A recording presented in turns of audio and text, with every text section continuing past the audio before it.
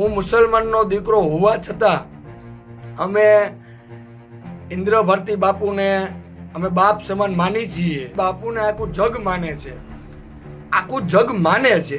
અને ઇન્દ્ર ભારતી બાપુ સાચા છે. તને હું ખુલ્લી ચેલેન્જ આપું છું કે તું ખાલી બદનામ કર એકવાર ઇન્દ્ર ભારતી બાપુને. અમે જોઈએ છીએ તું કેમ બદનામ કરસ.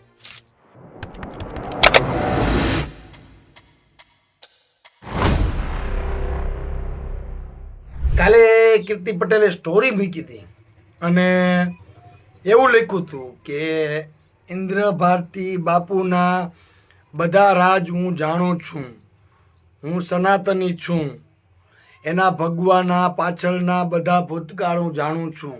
હવે હું ખુલાસા કરીશ, હવે હું પ્રૂફ સાથે આવીશ, હવે હું પ્રૂફ સાથે તમને બદનામ કરીશ.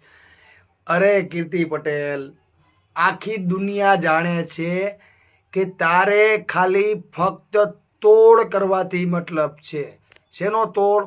પૈસાનો. આખી દુનિયા જાણે છે કે તારે આખી દુનિયામાં. મને એક વાત તું સાચી જણાવ, તે હવે કોને બાકી રાખ્યા છે? કોને બદનામ કરવામાં બાકી રાખ્યા છે? તારે કોની પાસેથી પૈસા લેવા છે?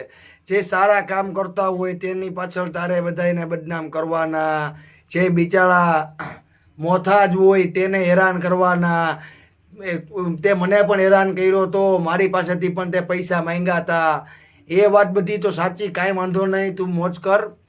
પણ તને સ્નાન કરવામાંથી બહાર કાઢવામાં આવી તો એક સારા માટે કાઢવામાં આવી. હું મુસલમાનનો દીકરો હોવા છતાં અમે ઇન્દ્ર ભારતી બાપુને અમે બાપ સમાન માની છીએ, બરાબર? તો મારે તને ખાલી એટલું જ કહેવું કે જે કાંઈ કર્યું ઇન્દ્ર ભારતી બાપુએ તે સારું કર્યું, કેમ કે આખી દુનિયા જાણે છે. અને તું એમ કહેશ કે હું એક સનાતની છું તો હું ભગવો પણ પહેરી લઉં. જો તું ભગવો પહેરી લે એમાં કાંઈ કોઈ વાંધો નથી, બરાબર? તું ભગવો પહેરી લે. જો તારે સવારે ઉઠીને ડ્રગ્સના નશા કરવા, તારે સવારે ઉઠીને દારૂ પીવો, તારે સવારે ઉઠીને સિગરેટ પીવી, એ કાંઈ વાંધો નહીં, બરાબર? અને એ બધું તો ઠીક, તું નશા કરે એનો કોઈ વાંધો નથી, પણ તારે સવારે ઉઠીને અલગ અલગ માણસોના તોડ કરવા એનું શું? તે કેટલા છોકરાઓને, કેટલા કોકની મા જનતાઓના દીકરાઓને તે જેલમાં ફસાવેલા, એના ઉપર FIR કરાવડાવેલી, એની પાસેથી પૈસા લીધેલા. અરે તું એટલું તો યાદ રાખ કે જેનો દીકરો જેલમાં હોય ને એની માની આતેડી કેટલી દુભાતી હોય, એની માની આતેડીમાં શું થતું હોય. આજે તું જેલમાં ગઈ હતી અને તું એમ કહેશ, એક પોલીસ કર્મચારીને તું એમ કહેશ કે હું આરોપી નથી. આરોપી તું કહેવાય હજી. તને હાઈકોર્ટમાંથી શરતી જામીન મળેલા હોય.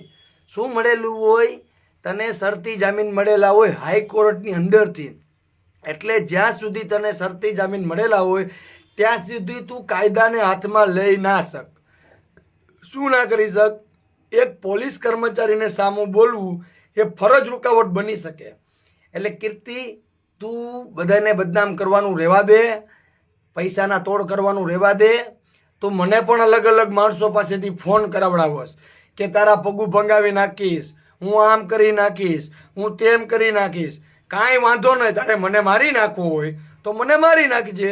હું જુનાગઢમાં જ રહું છું, તમારે તારે બિંદાસ આવી જાજે. અને તું ઇન્દ્ર ભારતી બાપુને બદનામ કરવાનું રહેવા દેજે.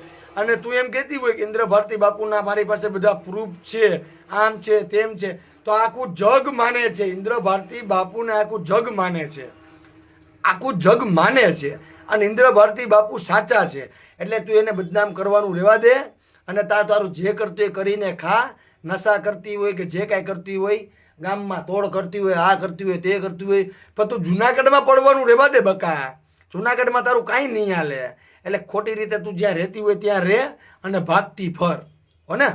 તને હું ખુલ્લી ચેલેન્જ આપું છું કે તું ખાલી બદનામ કર એકવાર ઇન્દ્ર ભારતી બાપુને. અમે જોઈએ છીએ તું કેમ બદનામ કરસ. જય માતાજી, જય ભારત, જય હિન્દ.